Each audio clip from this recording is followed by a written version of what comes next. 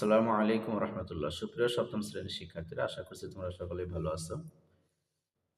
আমি গত ভিডিওতে তোমাদেরকে 1.1 এর থেকে কি কি নৈর্ব্যক্তিক আসতে পারে সেগুলো আমি আলোচনা করছি।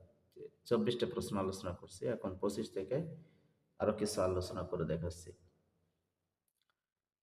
2 গুণ 3 গুণ 5 গুণ 2 গুণ 5 গুণ 17 কে কত দ্বারা গুণ করলে গুণফল একটি পূর্ণবর্গ সংখ্যা হবে? উত্তর হলো 51 দ্বারা। 8,655 থেকে কোন ক্ষুদ্রতম সংখ্যা বিয়োগ করলে বিয়োগফল একটি পূর্ণবর্গ সংখ্যা হবে? উত্তর হলো তোমার 6। 18কে কোন ক্ষুদ্রতম সংখ্যা দ্বারা গুণ করলে গুণফল পূর্ণবর্গ হবে? উত্তর হলো 2। 28 নম্বর, 45-এর সাথে 45 এর সাথে কত যোগ করলে যোগফল পূর্ণবর্গ সংখ্যা হবে? উত্তর হলো 4। বর্গমূলকে নিচের কোন চিহ্নের মাধ্যমে প্রকাশ করা যায়? বর্গমূল, এই যে খ নম্বর, রুট দিয়ে। রুট 8 এর মান কোনটি? রুট 8 এর মান হলো তোমার এই যে 2 পূর্ণ রুট 2, 2 পূর্ণ মানে 2 পূর্ণ রুট 2, এটাই হলো 8 এর মান। এরপরে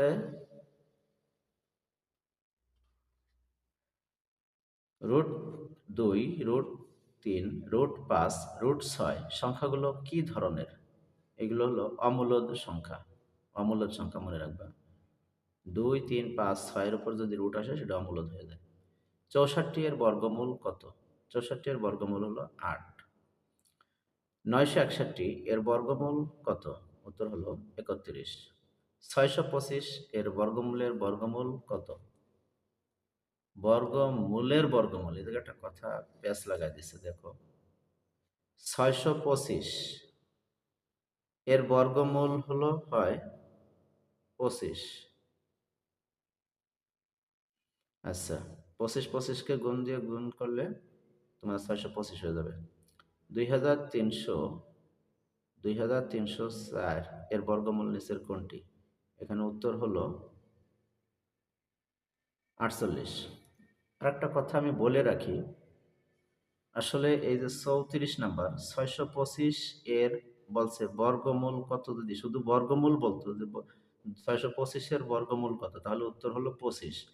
কিন্তু এখানে আর একটা কথা প্যাচ লাগছে, 625 এর বর্গমূলের বর্গমূল, তাহলে উত্তর আসে হলো 5। কিন্তু এখানে উত্তরটা দেওয়া রয়েছে এই শুধু বর্গমূল, বর্গমূলের বর্গমূল, সেটার উত্তর কিন্তু এখানে নাই। কিন্তু কথাটা এই জায়গা যেভাবে আসছে তাতে উত্তর হবে 5, কিন্তু এখানে দেওয়া রয়েছে 25। এই 25 দেওয়ার কারণে এই বর্গমূলের কথাটা বাদ দিয়ে হবে হলো 625 এর বর্গমূল কত? শুধু 25।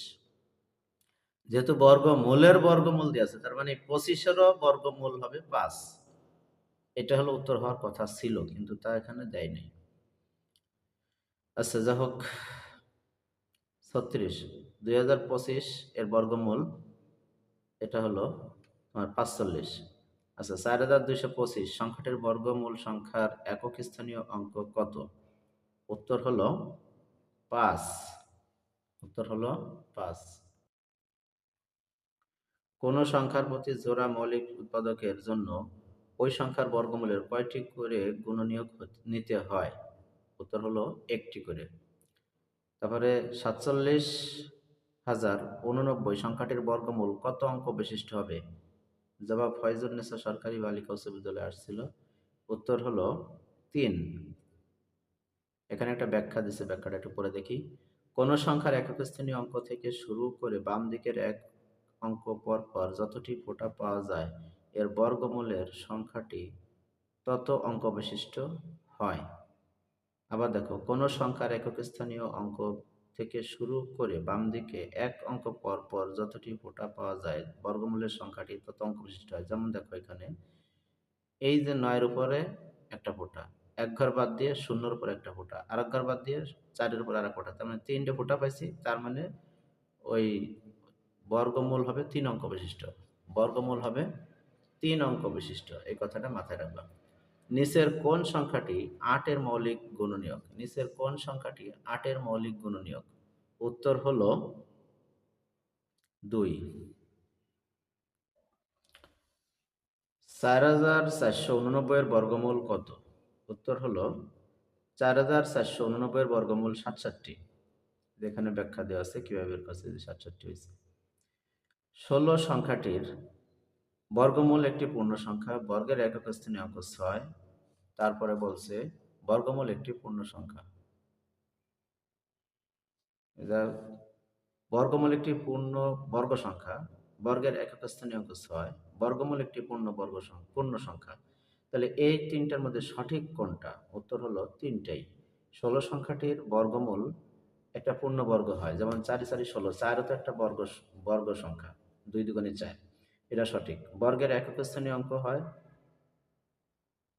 6, একক স্থানীয় অঙ্ক 6, এই যে বর্গের এই যে 16-র একক স্থানীয় অঙ্ক 6, ঠিক আছে। বর্গমূল একটি পূর্ণবর্গ হয়, পূর্ণ সংখ্যা হয়, যেমন 4 4 16, 4টা একটা পূর্ণ সংখ্যা, তাই তিনটে উত্তর, মানে ঘ উত্তর।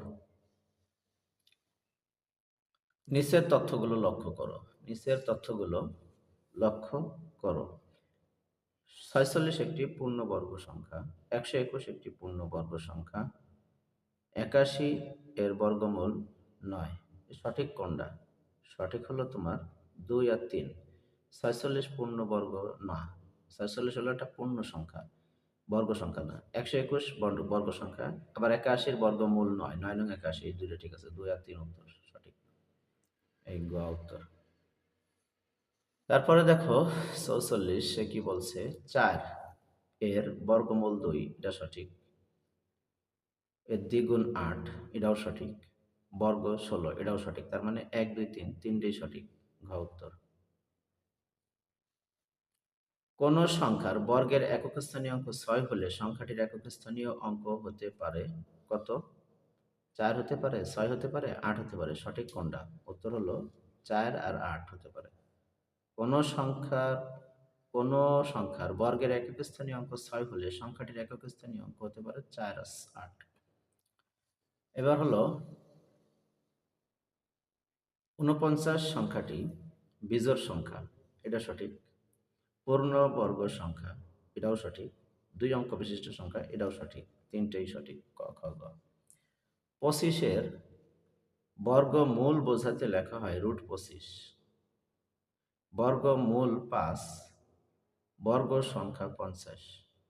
উত্তর হলো 1 আর 2, ক 1 আর 2 উত্তর, কারণ বর্গ 50 এটা সঠিক না।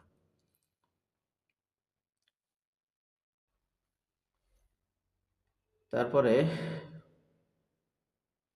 নিচের তথ্য থেকে 48 ও 49 নং প্রশ্নের উত্তর।